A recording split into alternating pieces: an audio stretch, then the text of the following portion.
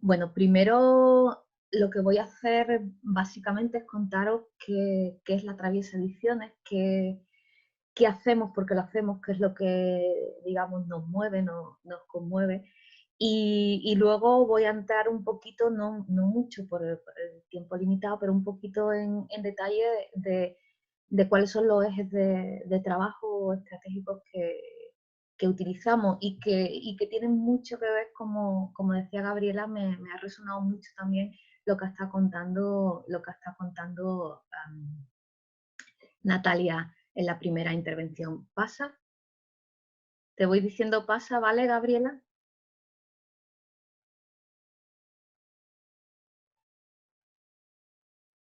Pasa, bien, ahí. Bueno, La Traviesa Ediciones es un proyecto editorial educativo que ya tenemos pues un par de años de andadura, que está especializado en educación ambiental y especialmente en educación ambiental para reconectar con la naturaleza. Nuestro lema es lee, comparte, disfruta la naturaleza. Y, nuestros dos pilares son las publicaciones, los libros de educación ambiental y las actividades formativas y de sensibilización ambiental que, digamos, arman estas propuestas. Llevamos solo 2 años, como os he dicho, y bueno, vamos poquito a poquito, paso a paso y bueno, os voy a contar un poquito eso, lo que estamos haciendo. ¿Pasa? Si quieres, Gabriela, mientras voy contando, pincha para que veáis en el book trailer un poquito la imagen del libro. Nuestro primer libro, Compartir la naturaleza, juegos y actividades para reconectar con la naturaleza para todas las edades. Seguramente conocéis a su autor, Joseph Cornell, que es un referente a nivel internacional en educación al aire libre en la naturaleza. Su propuesta, su obra, el aprendizaje fluido, que luego vamos a ver, supuso un antes y un después en las actividades de educación al aire libre en los años 80.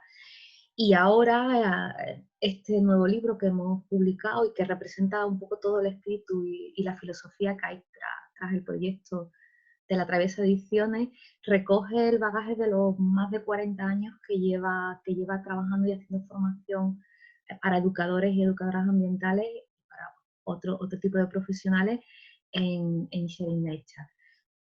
Pasamos a la siguiente. Gaby, cierras el vídeo. Creo que no se oye, ¿verdad, Gaby? Lo mismo en audio, el video, pero Bueno, este vídeo solo tenía música, ¿vale? Pero el siguiente, del siguiente libro, sí, por favor, actívale el audio porque cuando te pida que lo pongas, quiero que lo escuchéis, ¿vale? perfecto. Pasamos al siguiente. El segundo libro, uy, ahí.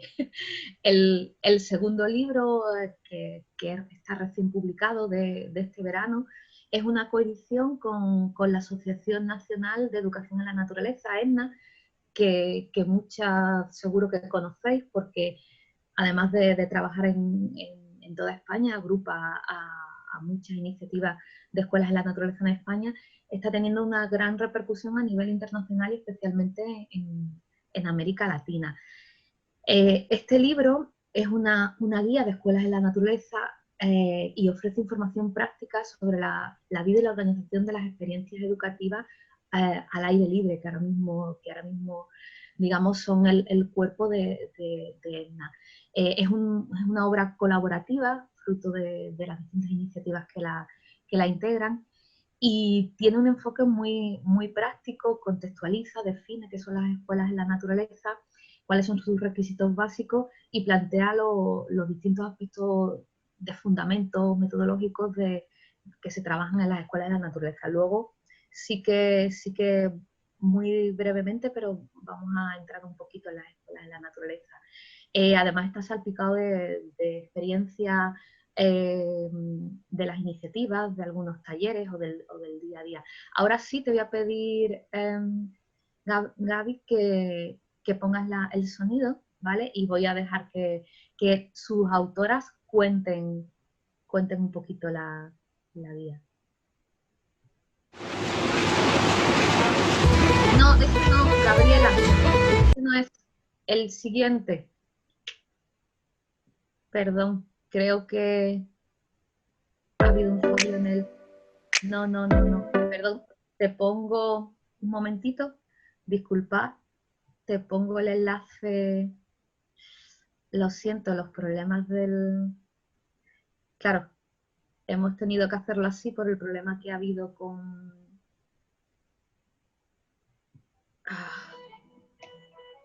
Un momentito que estoy copiando el enlace para pasártelo por aquí, por el chat, ¿vale? Disculpad los problemas del directo. ¿Vale? ¿Lo tienes ahí? ¿Gabriela?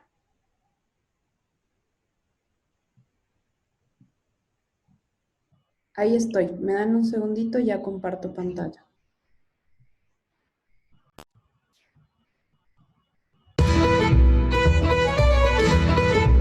Emoción, compañerismo y naturaleza. Amistad, crecimiento y vida. Naturaleza, mucha ilusión, infancia en libertad. Juntas, infancia, conocimiento. Amor, naturaleza y fuerza. Imprescindible, infancia y sinergia. Inspiración, claridad y movimiento.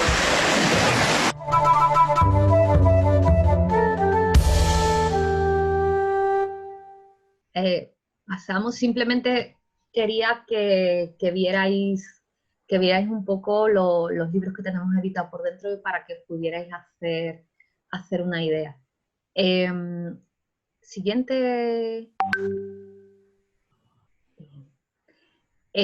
Ahora estamos con la que va a ser la tercera publicación, la Escuela Cielo Abierto, que bueno, va a ser realidad gracias a una campaña de crowdfunding que iniciamos en octubre y que acabó en diciembre. Y en este caso lo que vamos a... Esta propuesta es un manual con 200 actividades para impartir cualquier asignatura del currículo al aire libre, que luego vamos a ver que es el otro de los pilares sobre los que trabajamos, en este caso la introducción de la naturaleza en la escuela. Pasa, bueno, lo que os decía antes, no se entiende una publicación sin el aprendizaje experiencial y vivencial, por eso alrededor de las propuestas que hacemos, pues realizamos actividades formativas con distintas entidades, a distintos niveles y dirigidas a distintos colectivos. Trabajamos con docentes de todas las disciplinas y todos los niveles educativos, desde infantil, adolescente, universidad, en realidad toda la comunidad educativa, incluidas familias. Trabajamos evidentemente, como no, con educadores y educadoras ambientales, con acompañantes de escuelas en la naturaleza, escuelas alternativas, bosque escuelas, y también trabajamos con lo que serían, digamos, profesionales, guías de actividades de bienestar en la naturaleza, como mindfulness, baños de bosque. Pasa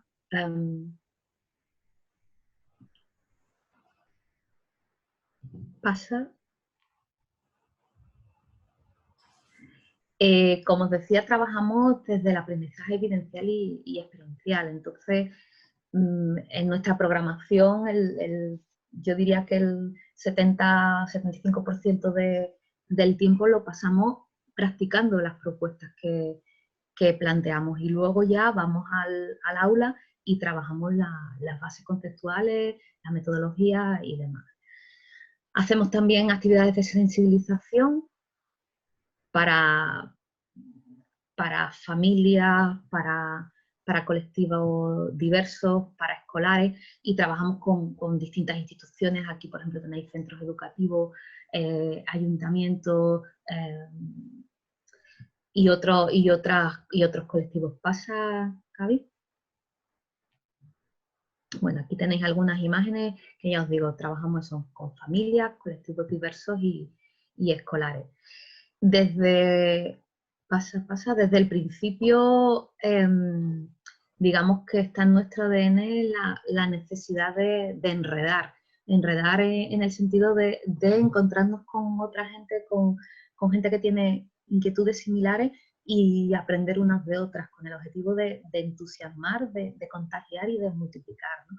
Entonces, en estos 2 años hemos ido haciendo esos encuentros con grupos, con iniciativas diversas. Por ejemplo, con ESNA, como os decía, se ha materializado en la coedición de su primer libro. Luego tenemos colaboraciones, por ejemplo, con la comunidad ISM del Instituto Superior de Medio Ambiente de aquí de España, que colaboramos con publicaciones en su blog, o por ejemplo con un programa de radio que hemos iniciado a raíz justamente de la campaña de la Escuela Cielo Abierto, una colaboración, El Bosque Habitado, que es muy conocido aquí, es una comunidad de conmovidos en torno a la naturaleza. O, por ejemplo, exploramos distintas formas de colaborar, en este caso con la Red Estatal de Educación Física en la Naturaleza. Y ahora, por ejemplo, a raíz de encuentros diversos durante la primera fase del confinamiento aquí en España, un grupo de gente pues lanzamos una propuesta que estáis invitados también a integraros si os apetece, que es el foro para la reconexión con la naturaleza. Pasamos. Y bueno, ¿por qué nos hemos centrado en esto? ¿Por qué el contacto con la naturaleza es nuestro eje? Y bueno, seguro que no os voy a descubrir nada nuevo, ni me voy a detener mucho. Continúa, Gaby. Bueno, el contacto con la naturaleza lo sabemos y la gente que estáis hoy aquí mucho más, porque forma parte de nuestro día a día, ¿no? Aporta indudables beneficios para nuestra salud y nuestro bienestar y también para la del planeta, porque ayuda, como decía Natalia, a formar esas actitudes y esos comportamientos proambientales. Continúa. Numerosos estudios, numerosas investigaciones atestiguan estos enormes beneficios en nuestra salud, en nuestro bienestar y en nuestro desarrollo personal. Bueno, esta es una tabla muy resumida, hay muchos más aspectos, lo que pasa es que no me quería detener mucho, ¿no? A nivel de desarrollo general, fomenta la motricidad, la integración sensorial, mejora la forma física, ayuda a tener una actitud de valoración ante el riesgo, la incertidumbre. A nivel de salud física, mejora dolencias como el asma o otras enfermedades crónicas como la diabetes o la obesidad.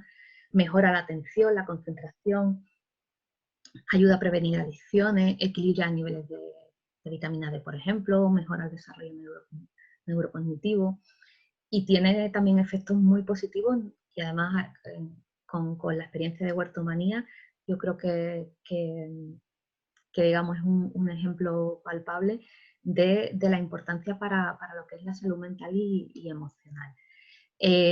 Podríamos hablar mucho más de todo esto, hablar del concepto acuñado por Richard Lowe del trastorno por déficit de naturaleza, o hablar, por ejemplo, de todo lo que sería el efecto restaurador del contacto con la naturaleza ante situaciones traumáticas o frente a la fatiga atencional, pero me voy a detener solo un momentito en cómo mejora el aprendizaje. Primero, hay, digamos, a 3 niveles, por la mejora en los efectos directos en el estado del alumnado, justamente por todos los beneficios que hemos comentado antes, hace que haya más atención, mejora la autodisciplina, más motivación, al ofrecer experiencias que favorecen el disfrute, el interés, y bueno, y también por favorecer la propia forma física del alumnado. A su vez, representa un entorno más favorable para el aprendizaje porque da momentos de más tranquilidad y calma, favorece las relaciones que sean más cooperativas, promueve la autonomía, la creatividad, en fin, digamos que el entorno favorece enormemente el aprendizaje. Y luego además hay una serie de beneficios para el desarrollo que van a ser habilidades y cualidades fundamentales para el desarrollo de la vida adulta, como la perseverancia, la resolución de problemas, el pensamiento crítico, la resiliencia. Todo esto, digamos, está basado en estudios, una enorme cantidad de estudios científicos que lo demuestran. Ahora, antes de seguir, os voy a pedir un instante, que va a ser un ejercicio súper breve, ¿vale? Os voy a pedir que cerréis los ojos un momento y que os trasladéis al primer recuerdo que tengáis en la naturaleza, vuestro primer recuerdo de vosotras en un entorno natural. Y vamos a pensar unos segunditos en ese recuerdo.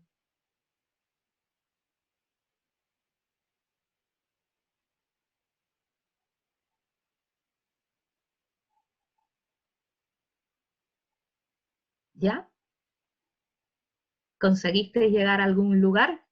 Supongo que de vuestra infancia, imagino.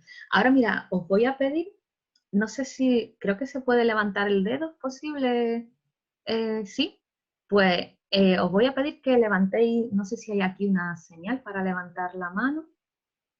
Ah, no, es así, en reacciones. Os voy a pedir que levantéis la mano todas las personas para las que este recuerdo sea algo grato, haya sido algo agradable. A ver, ¿podéis levantar la mano ahí en reacciones? No sé si así, levantando, no sé si se ve. ¿Se ve? ¿Hay una gran mayoría? Sí, sí. Bien, bien. Bueno, pues esto es una pequeña, continuamos, una pequeña muestra, si queréis un pequeño guiño. Continuamos, avanza, eso es. Simplemente bueno, era un poco, cortar un poco la charla para mostrar algo que los estudios están avalando desde hace ya mucho tiempo, y es que la vinculación afectiva con la naturaleza es la que favorece el desarrollo de actitudes y comportamientos proambientales. Y se está demostrando a través de los estudios que precisamente son las experiencias positivas en la naturaleza, en el medio natural durante la infancia, junto con la referencia de personas que son modelos para cada una de nosotras, como familia, docentes o compañeros, los que realmente determinan nuestro compromiso ambiental a largo plazo. Y estos son estudios que se han realizado con personas especialmente comprometidas con la conservación del entorno. Entonces, nada, acabamos de constatar lo que los estudios reconocen, lo que los estudios nos muestran en este pequeño ejercicio. Y en este sentido, me gusta recordar la cita de David Sobel, que dice que si antes de pedirle a los niños y niñas que salven la naturaleza, no deberíamos ayudarles a amarla, ¿vale? Y en ese sentido, pues uno con lo que decía antes Natalia, y bueno, se están provocando ya casos de coansiedad entre la gente más joven, debido precisamente a ese pesimismo, a esa visión catastrofista, ¿no? Entonces, en ese sentido, pues ayudar a amar la naturaleza es quizá la herramienta más potente. ¿Continuamos? Bueno, ahora simplemente ya voy a entrar en las estrategias que utilizamos, que están basadas en los tres ejes que digamos representan las tres publicaciones que tenemos o la próxima que vamos a tener en breve. Pasa, Gabriela. Bueno, toda la gente que estáis aquí, me imagino que trabajáis en el mundo de la educación ambiental, Y sabéis que tradicionalmente la educación ambiental ha trabajado en la pedagogía de la conservación de la biodiversidad, de los ecosistemas, en la pedagogía de la sostenibilidad ambiental, todo lo que significa los aspectos de gestión ambiental de nuestra vida. También desde siempre se han integrado los aspectos sociales y económicos, pero quizá ahora es cuando cobran más fuerza y empezamos a hablar de términos como la educación ambiental para la sostenibilidad, entendida en su sentido amplio, o educación ecosocial. Sin embargo, no sé si estaréis de acuerdo conmigo, pero parece que todo esto no es suficiente, dado el estado en el que nos encontramos, para llegar a provocar el verdadero cambio que necesitamos, que vaya más allá de ese aprendizaje de conductas, digamos, procedimentales, de saber separar los residuos en origen, de saber de ahorrar energía, que son muy necesarias, pero desde luego en el punto que estamos está claro que no es suficiente. Entonces ahí es donde entra la propuesta nuestra, que es la pedagogía de la reconexión, ¿no? La necesidad de darle valor y peso a esa reconexión con la naturaleza dentro de la educación ambiental. Y por supuesto, por sí sola, aislada, tampoco es suficiente. Digamos que yo visualizo la educación ambiental como un gran árbol en el que cada uno de los aspectos que se trabajan es una rama que es importante, y la pedagogía de la reconexión sería para mí las raíces, ¿no? Las raíces sobre las que se sustenta todo lo demás. De manera que si no estamos bien arraigados, o si nos dedicamos a hacer una poda agresiva y a descompensar ese árbol de la educación ambiental, ante cualquier pequeño esfuerzo, cualquier inconveniente, el árbol caerá, ¿no? Entonces, en ese sentido, pues, si no tenemos bien arraigado nuestra conciencia ambiental en base a ese vínculo afectivo con la naturaleza, ante cualquier, digamos, inconveniente, desistiremos, ¿no? Continuamos. Bueno, la pedagogía de la reconexión, que también ha sonado mucho todo lo que hablaba antes Natalia, digamos que nos va a ayudar a entender que somos parte de la naturaleza, pero sobre todo nos va a ayudar a sentir que somos naturaleza. Un poco ese sería, digamos, el objetivo, que nos ayude a sentirnos parte integrante de la naturaleza, más que la comprensión, el hecho intelectual. Vamos a trabajar los ámbitos, el mundo sensorial, emocional, el intelectual, y la conexión con la vida, con otros seres vivos, incluso con nosotras mismas, lo que nos va a llevar a ese vínculo afectivo con la naturaleza y a desarrollar la sensibilidad, la empatía y el sentido de la responsabilidad, que va a hacer, como decía antes, que todo arraigue.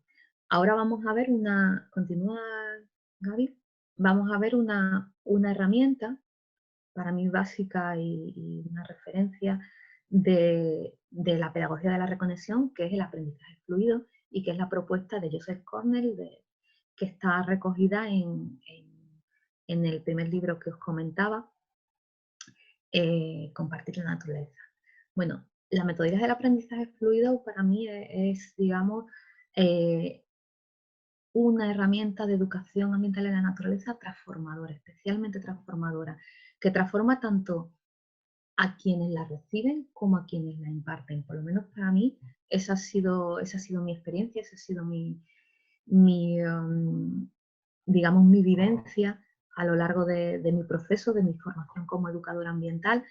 Y cuando yo descubrí, cuando empecé a practicar, os estoy hablando de los años, pues de los años 90, cuando yo empecé como educadora ambiental en centros de naturaleza, y empecé a utilizar la propuesta de Joseph Cornell y las actividades que planteaba, no solo pude ver la influencia que tenía tan positiva sobre la gente que yo acompañaba, sino también sobre mí misma. Y a partir de entonces cambió mi forma de relacionarme con el medio natural, de sentir, de estar, y llegué a experimentar y sigo experimentando verdaderos momentos de comunión con la naturaleza gracias a ella. El aprendizaje fluido, como os decía antes, fue una auténtica revolución. Fue desarrollado por Joseph Cornell en los años 80 y hasta entonces todo lo que era la educación al aire libre se limitaba a lo que es la transmisión de contenidos intelectuales. Y él, digamos, tuvo el acierto de introducir algo que en ese momento estaba muy en emergencia, que son las actividades vivenciales en la naturaleza. Y bueno, vamos a ver ahora un poquito que los ámbitos, continúa Gaby, los ámbitos de aplicación del aprendizaje fluido. Para empezar, es una metodología que quizás lo que más la caracteriza es su gran flexibilidad, porque se puede usar a todas las edades. Os digo que funciona tanto para muy pequeños, desde 4 o 5 años, hasta personas adultas con gran éxito. Y luego lo podemos utilizar en muchísimos ámbitos de contextos educativos, tanto formales como no formales, ¿no? Por supuesto, en centros, en equipamientos de educación ambiental, tanto granjas de naturaleza, o por ejemplo en vuestros equipamientos, en los equipamientos de los zoológicos, por ejemplo, o granjas escuelas. En el sistema educativo formal también lo podemos utilizar perfectamente. En las escuelas de pedagogías alternativas, en las escuelas bosque, por ejemplo. También en programas de formación y sensibilización de profesionales, por ejemplo, en vuestro caso, en los programas de formación para introducir esa conexión y esa sensibilización con la naturaleza de vuestros equipos técnicos. Se utiliza, por ejemplo, con agentes forestales, con guardas de espacios naturales. Luego también tiene una gran parte de actividades que podemos denominar de mindfulness en la naturaleza y que se utilizan en experiencias de bienestar como los baños de bosque. Y luego, por supuesto, en actividades de ocio y tiempo libre para familias, para grupos, pero también la podemos practicar de manera individual. En principio, lógicamente, está pensado, diseñado originalmente para trabajar al aire libre. No tiene por qué ser un espacio natural, digamos, salvaje, sino que podemos trabajar en cualquier espacio naturalizado urbano, en un patio escolar, en el huerto, en el parque, para no tener que esperar a esos días de salida especial. Pasa Gaby. Y bueno, ¿cuál es la esencia del aprendizaje fluido? Porque aparentemente es muy simple. Se basa en los principios universales de la perfección consciente y en cómo aprendemos y maduramos como seres humanos. Quizás los elementos que mejor lo definen son el amor, la alegría y el disfrute. En palabras de Joseph Cornell, aprender con el corazón y poner en juego la emoción, la empatía y ofrecer experiencias que sean transformadoras. El espíritu del juego y la diversión van a impregnar la práctica, pero también hay momentos de alegría serena que emanan de esos momentos de conexión profunda con la naturaleza. ¿Pasa, Gaby? Vamos a favorecer la curiosidad, el sentido del asombro, a fomentar el entusiasmo. Y vamos a intensificar también especialmente la percepción consciente y la atención plena, especialmente a través de la conciencia sensorial. ¿Pasa, Gaby?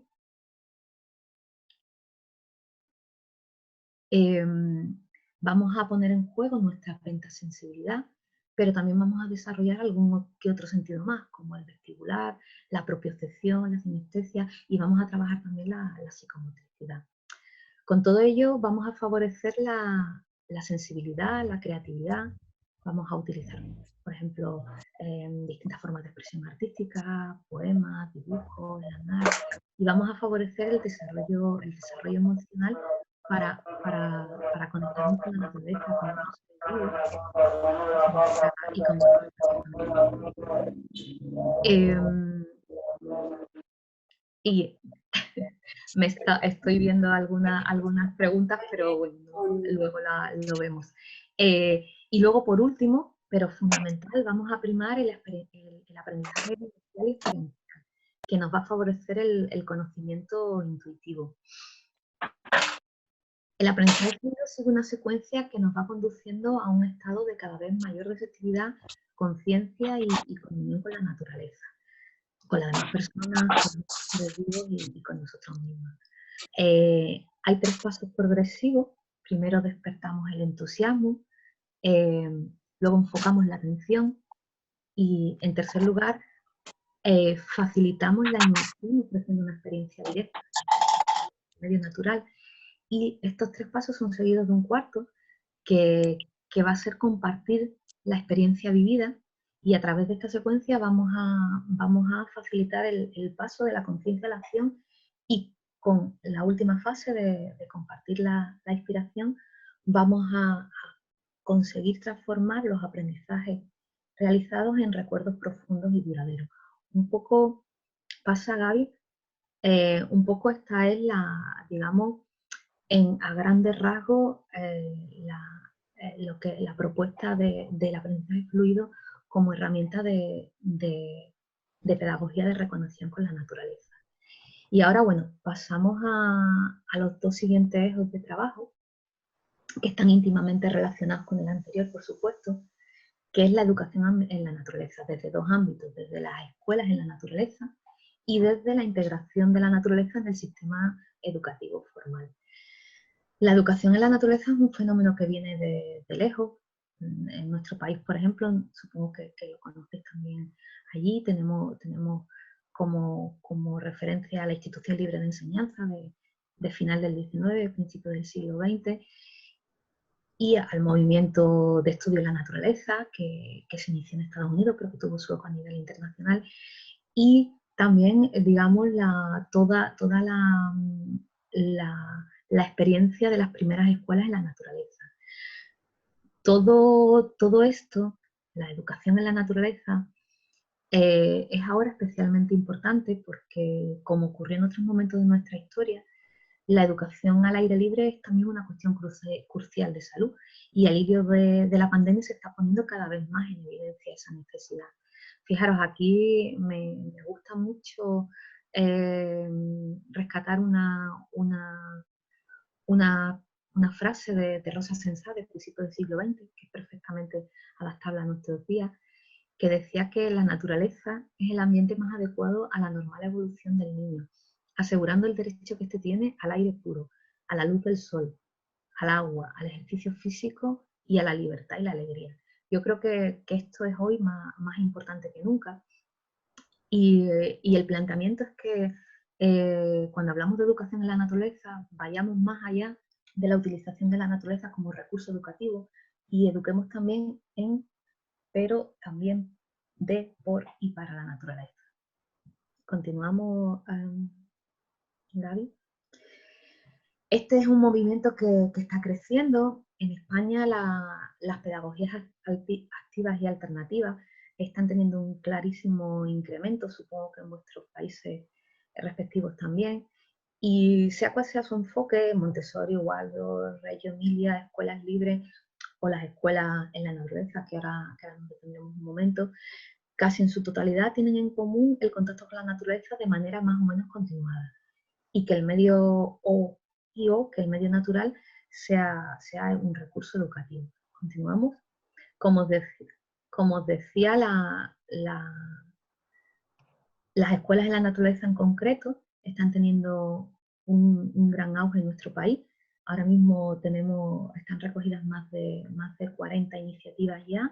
Estos datos están actualizados a fecha de ahora, provienen de Innatura, que forma parte también, y de la Asociación Nacional ENNA. Y vamos a ver ahora, pasa Gaby, vamos a ver ahora qué son los elementos que tienen en común, se llamen como se llamen, escuelas en la naturaleza, bosque escuela, escuelas del bosque, aulas del mar, grupos de juego en la naturaleza, todas ellas tienen en común distintos aspectos y enfoques.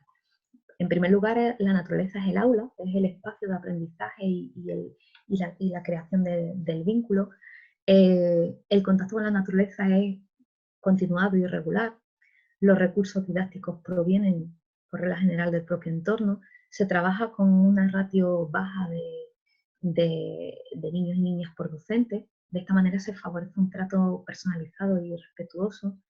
Se prioriza el juego libre en la naturaleza, por supuesto, favoreciendo pues, todo lo que es la integración sensorial, la curiosidad, los mismos aspectos que hemos dicho antes. Como os he dicho, está todo interrelacionado.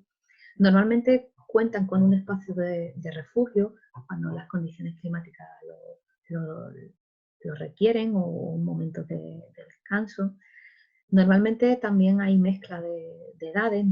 Estamos refiriéndonos que en nuestro país al menos la gran mayoría de las escuelas en la naturaleza a día de hoy trabajan en infantil, sobre todo en el segundo ciclo de 3 a 6 años, y está empezando de manera incipiente a haber también algunas escuelas que empiezan a trabajar el de primaria. Y bueno, entre sus principios inspiradores pues está la coeducación, la inclusión, el respeto a las relaciones. Pasamos y bueno, ahora digamos llegamos al tercer eje de trabajo, que es educación en la naturaleza, pero en este caso es la introducción de la naturaleza en el sistema educativo formal. Que como decíamos antes, yo creo que gracias a la pandemia, algo tiene de bueno esta crisis, y ojalá la aprovechemos precisamente para poder transformar parte de la realidad educativa. Pues como digo, si tiene algo de bueno es que está haciendo que muchos docentes en las escuelas, en el sistema educativo formal, estén impartiendo sus clases, al menos parcialmente, al aire libre. Una práctica que nos gustaría que viniera para quedarse, ¿no? Y en este sentido, la propuesta de la nueva publicación, La Escuela a Cielo Abierto, que se basa en una publicación francesa, ya que estamos ahora mismo trabajando ya en la traducción, para tenerlo editado, esperamos en mayo. Querríamos que sea mucho más que un libro y que sea un movimiento para fomentar la educación al aire libre en la escuela, la educación, como dice un amigo, la educación destechada. Pasa. La campaña de crowdfunding que pusimos en marcha, de hecho, en realidad se convirtió más en una campaña de comunicación ambiental, precisamente para concienciar y reivindicar la educación al aire libre en el sistema educativo formal. Y bueno, ha sido un éxito no ya por la recaudación, que hemos conseguido una cantidad razonable, sino también por la gran acogida que ha tenido en los centros educativos y en diversos medios de comunicación. De verdad, creo que sinceramente es el momento de la educación a cielo abierto, que ha llegado definitivamente para quedarse, porque otra escuela y otra educación no solo es posible, sino que ahora es más necesaria que nunca. Y naturalizar el currículo en la vida escolar, abrir la escuela al entorno, incorporar la naturaleza al día a día, a la naturaleza más cercana, a la que nos encontramos en nuestras ciudades y pueblos, en el patio del colegio, en el huerto, o en un parque cercano, o en un simple descampado, lo podemos hacer en el día a día y no tener que esperar a un día de excursión puntual. Y ahora te voy a pedir de nuevo que pinches ahí para ver este reportaje. Es un minutito nada más, que a raíz de la campaña esto salió en un telediario de máxima audiencia en España, un telediario, un noticiero, no sé cómo lo llamáis ahí, de la televisión pública española. Y como os digo, para mí es una muestra de que estamos haciendo una campaña además de comunicación ambiental para fomentar todo esto. Dale, si quieres, Gaby. ¿Queréis que nos vayamos al bosque ya? ¡Sí! ¡Vamos al bosque! Según los expertos, al aire libre hay hasta 20 veces menos probabilidades de contagiarse de COVID. Tiene que buscar cosas que tengan el sonido pa. Por eso hoy la clase de lengua se da en el jardín del colegio. Y paja. Pero ¿cómo dar matemáticas fuera de clase? Este manual en francés propone actividades para impartir todas las asignaturas en la naturaleza. Una editorial sevillana está haciendo un crowdfunding para editar una traducción. Lengua, matemática, música, arte. Digamos que todo el currículo se puede trabajar al aire libre con las actividades que propone. ¿Y ahora qué le falta a este reloj? Los números. Casi una improvisación educativa impuesta por la pandemia, que puede, nos dicen, traer cosas buenas. Sería ideal que el espacio al aire libre, el redescubrir el exterior del colegio, fuera algo que viniera para quedarse. Es muy divertido estar la naturaleza y que la naturaleza es muy buena. Y ellos más seguros, adaptándose también a una pandemia que lo ha cambiado todo. Volvemos a la presentación. Misa de domingo en una parroquia de Ciudad Real. Llega la hora de comulgar y el cura organiza el reparto de la... Bien. Bueno, las cosas del directo, se quedó colgado el YouTube. Simplemente, bueno, aquí os quería mostrar, ya está un poco explicado en el vídeo, que se trabajan todas las materias del currículum. Esto está todavía, claro, es la edición original en francés, y simplemente, bueno, aquí también era una muestra de una actividad, por ejemplo, en este caso de matemáticas, en las que se trabajan las cantidades y las medidas. Y bueno, simplemente ahora quería, bueno, acabar con una pregunta al hilo de la pregunta que me hicieron, me hizo Gaby, de qué es la educación ambiental. Y yo diría, en vez de decir qué es, yo diría para qué sirve la educación ambiental, ¿no? Y continúa. Y para mí, bueno, la educación ambiental, y un poco parafraseando a Fernando Birri y a Eduardo Galeano, para mí la educación ambiental es lo que nos ayuda, es la herramienta que nos ayuda a caminar hacia la utopía, esa utopía que está allí en el horizonte y que, bueno, es parte de nuestro convencimiento como educadoras y educadores ambientales de que otro mundo es posible. Porque sí, yo creo que, yo por lo menos lo reconozco, que la gente de la educación ambiental somos gente utópica, pero no ilusa. Sabemos cuál es también la dura realidad, ¿no? Y lo que intentamos es ayudar a despertar la conciencia y a transformarla en acción, porque sin acción no hay nada. Y bueno, además, un día especialmente como hoy, además de celebrar la educación ambiental, necesitamos reivindicar más educación ambiental en todos los ámbitos y niveles.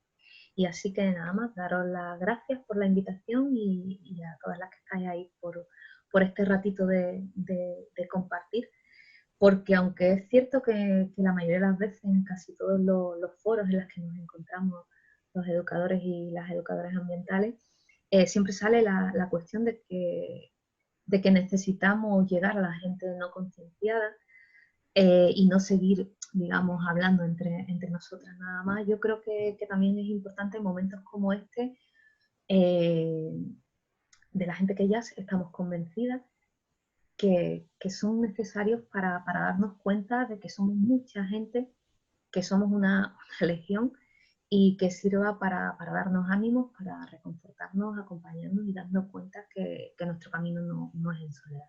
Así que muchas gracias por compartir este día.